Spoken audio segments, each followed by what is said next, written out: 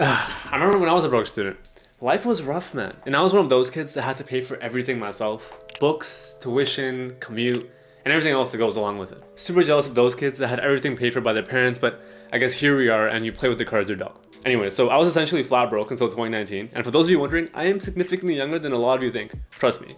And this is the video that I wish that I had when I was a broke student, because I didn't have a cool older brother or some rich uncle that I could ask these type of questions to. So if you're watching this video, you are in the right place to learn how to make money. And the fact that you're even here in the first place already puts you ahead of like 95% of your peers. So good job, keep it up. So the business ideas in this video are going to be A, easy to start because you can learn how to do them online, B, not require any initial investment, and C, are not excessively demanding on your time. All that being said, just a quick piece of advice, if you're on YouTube looking for a business model that's cheap, easy, and fast, that's probably not the best mindset to have when looking for a business to start. Businesses take time and effort to start, and quick money will generally go just as quick as it comes.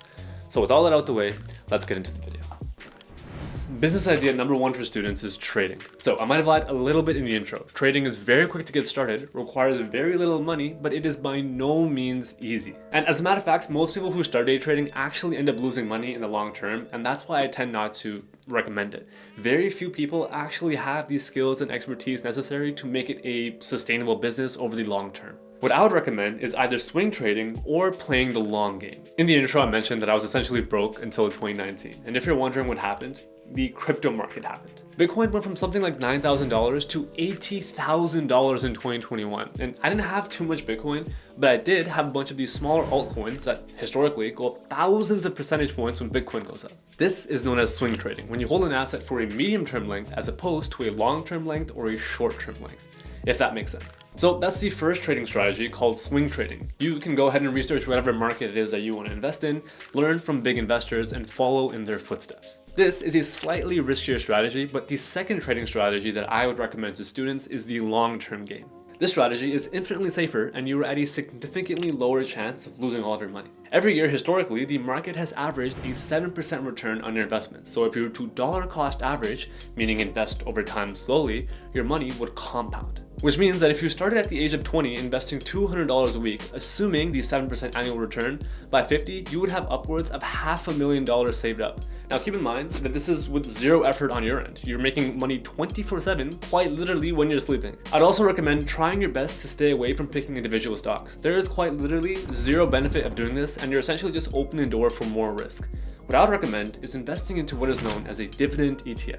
Now before we click off, let me explain to you what that means. A dividend is when a company pays money to people holding its stocks, which generally comes out of their profits. An ETF is like buying one stock, but the price of that one stock is an aggregate or an average of several other stocks. This is super important because investing into an ETF will essentially automatically diversify your portfolio, meaning if one company that you're holding were to go bankrupt, you wouldn't lose all of your money because you have money in tons of other companies. And on top of collecting the 7% annual return from the entire stock market going up every year, you also benefit from collecting passive income from dividends. And eventually, as you continue to build up your portfolio, one day the passive income you're collecting from your dividends should be enough to cover or replace your full-time job.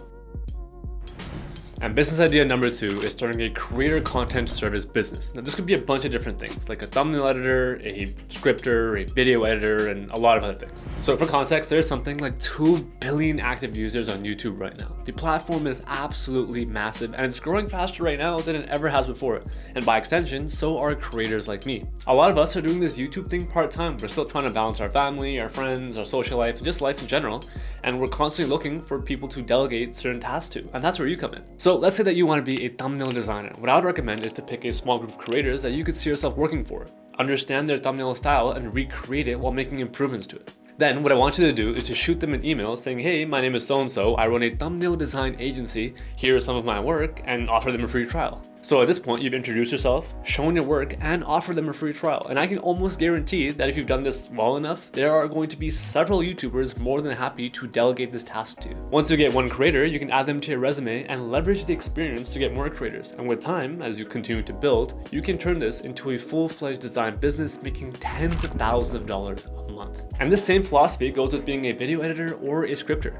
Pick a creator, understand their style, mimic them while making improvements, contact them, and and offer them a free trial. Business number 3 is something I haven't heard on YouTube in a while, and that's being a Discord moderator. Now, this business model is definitely the easiest out of the 3. It requires no background knowledge and $0 to start. So first of all, what is a Discord moderator? A lot of businesses want to create large, active communities on Discord with the intention of one day having those members either convert to paying customers themselves or being able to train others to convert to paying customers. This business model is extremely popular within things like trading, crypto, and NFTs, and even things like sales and startups and everything else. So the people who are actually running these businesses need moderators, and this is where you come in. Your goal is to essentially keep the chat as engaged as possible and not allow it to die down. This could just be consistently messaging in the chat, asking questions, setting up competitions with incentivized prizes, but most importantly, adding value to the lives of the people in that group. You can go ahead and search up Discord moderator jobs on Google and a bunch will come up. And on ZipRecruiter, the average annual salary is $50,000. That is insane. If you've made it this far into this video, you are special, because statistically, only 5 to 10% of viewers actually make it this far.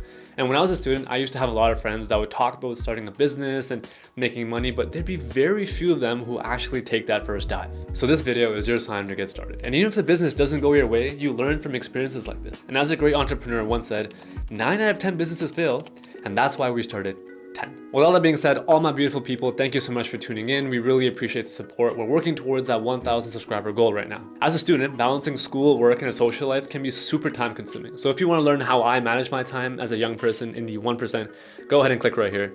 Thank you so much for watching, and as always, I'll see you guys next time.